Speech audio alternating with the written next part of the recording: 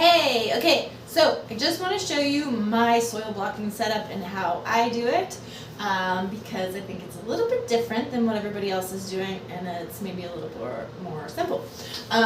So we have three blockers. I know there's more out there, but I think these are the sort of cheaper ones and kind of more home garden friendly ones.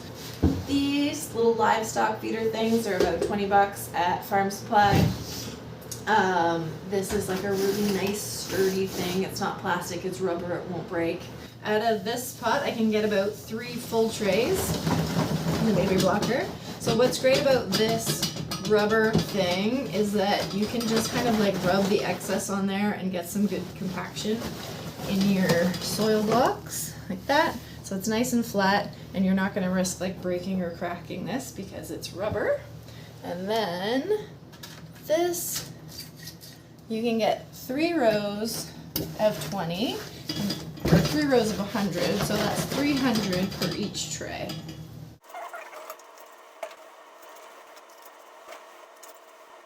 Okay, and now we're going to do the Big Daddy blocker.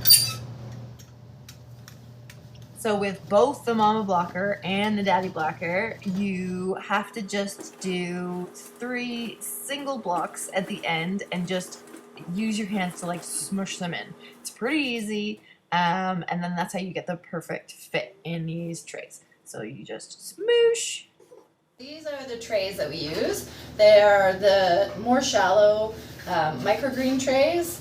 I like to use the ones with the holes and then the ones without the holes, so that once we're finished with them inside and we take them outside, we can water them on the mister, so I can just remove the bottom tray. Now you can see, this is what's awesome about the soil blocks, is you're not getting root bound. So these are air pruning themselves. They're going to be healthier, stronger plants.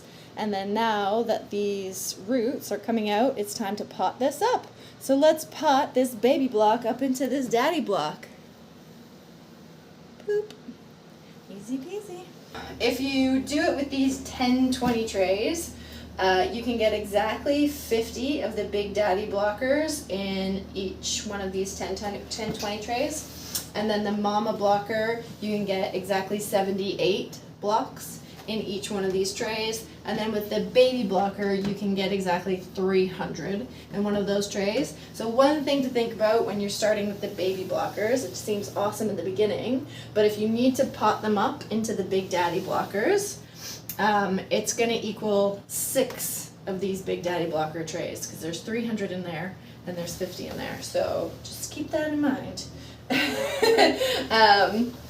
And then also just another awesome thing about these trays is that you can use these trays with your regular 10-20 domes that you probably already have. So if you're thinking about switching from your regular like cell trays to the soil blocks, this is a good way to go. You don't have to buy any more different things, and also it fits really well on our racks.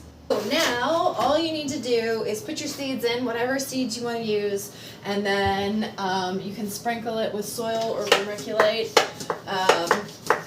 And then I use this mister to just get those seeds nice and wet. And then to keep the humidity in, you want your humidity domes, and they just pop right on these. They fit exactly. And so that's why it's really good to use these 10-20 trays, because you probably already have all this standard 10-20 tray stuff to use. There we go. There we go. And then these, I know we like to stay away from plastic, which is why we sort of moved into the soil blockers. But with these, I use them over and over again. I've had these already for I think 4 years. Now we're going to go into the germination room. Okay, so this is the germination room. Our basement is really, really drafty, so this is just a small room in our basement that we like insulated and drywalled so that we can make this room. If you have just a normal house, you probably don't need to go to this extent. You could probably just put one of these racks anywhere.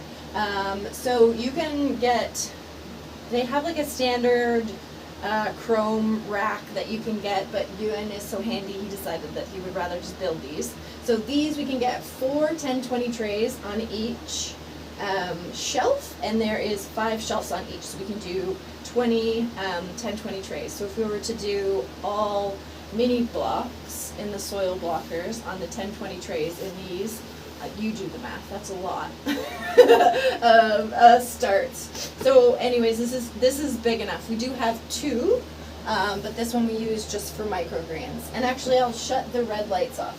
So these lights are the full spectrum light. Yeah, that's right. And so these are the full spectrum lights, and they are really great for the plants. I don't use them for the microgreens because for the microgreens you actually want the plants to stretch. For our seedlings, we don't want them to stretch. So we also have these strapping things. We just used some plumbing strapping and an S-hook, and so we can take these lights up or down as the plants grow. Now, the other thing that I wanted to show you about these 10-20 trays and why we use the holes and the knot holes is so that we can bottom water. So I'm just going to grab the... So with these, once your seedlings have germinated and you've taken your domes off, then you can start bottom watering. So with the bottom watering, that's why I want the 2 tray system. So then I can just put water in the bottom here, and I'm not going to get water all over the house. In this room, we have a fan going all the time, and then we also have an extractor fan. So this is just like a regular bathroom extractor fan, because when we put the heat mats on, and with all these plants in here, and it's small, it does get pretty humid and hot in here. So with this extractor fan, all of the heat from this room gets sort of sucked up in here, and then that air gets blown out into this room, which is our seedling greenhouse. So we're going to go out there now, and I'm going to show you what we do in the seedling greenhouse. Alright, so this is our seedling greenhouse. What it is it's just a lean-to off the side of the house. It's double plastic. It is south facing.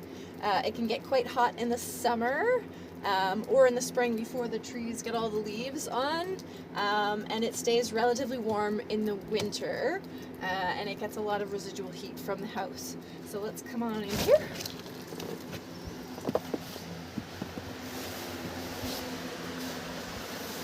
Okay, so when we put the seedling trays in here, we take the bottoms, like the solid bottoms, off the seedling trays. This is why I like having the 2 trays, one with the holes and one without the holes. So we just had the misters on, and you can see everything's all wet, but now all the excess is just dripping down.